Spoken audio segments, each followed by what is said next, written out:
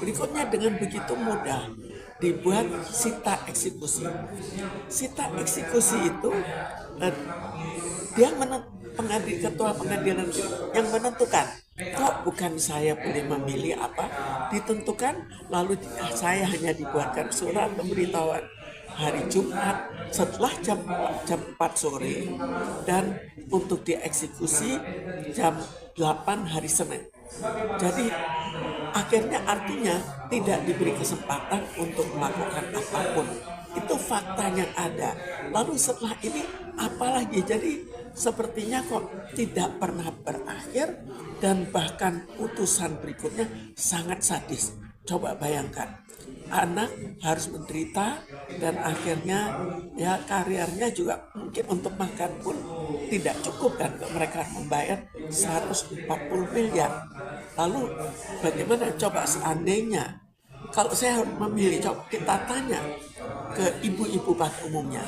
Kalau harus memilih, anak sengsara seumur hidup karena semua gaji pasti akan diambil dan dia hanya hidup dengan kerja rodi atau hukuman mati bagi ibunya.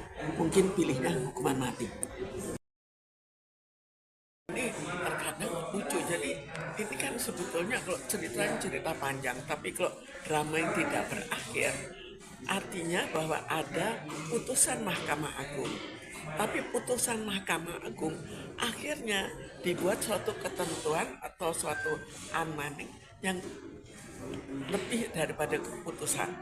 Jadi artinya sampai kapanpun ini kan tidak akan selesai, karena ternyata Ketua Pengadilan Negeri Jakarta Selatan bisa melakukan amanah dan yang tadinya anak-anak saya tidak ikut dilibatkan untuk membayar 140 juta, akhirnya ikut dilibatkan dengan membayar 140 juta, 140 miliar. Dan akhirnya kita bayangkan ya, itu apa? Saya gaji harus dibayar kembali. Itu saja kan rasanya tidak wajar. Dan bahwa Purnomo bisa menggugat dengan nama PT Bluebird Taksi tanpa izin PT Bluebird Taksi, bagaimana?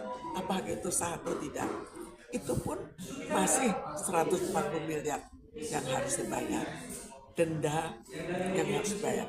Tapi kita lanjutkan, kok dari anak-anak saya ikut dilibatkan.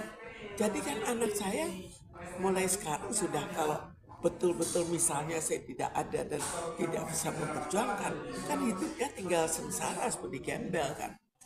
Lalu kita lihat lagi berikutnya dengan begitu mudah dibuat sita eksekusi. Sita eksekusi itu dia ketua pengadilan yang menentukan.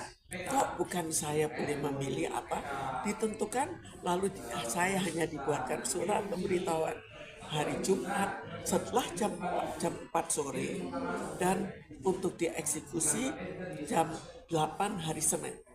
Jadi akhirnya artinya tidak diberi kesempatan untuk melakukan apapun. Itu fakta yang ada.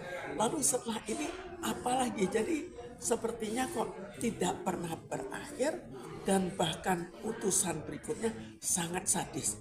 Coba bayangkan, anak harus menderita dan akhirnya ya karirnya juga mungkin untuk makan pun tidak cukup kan, mereka membayar 140 miliar.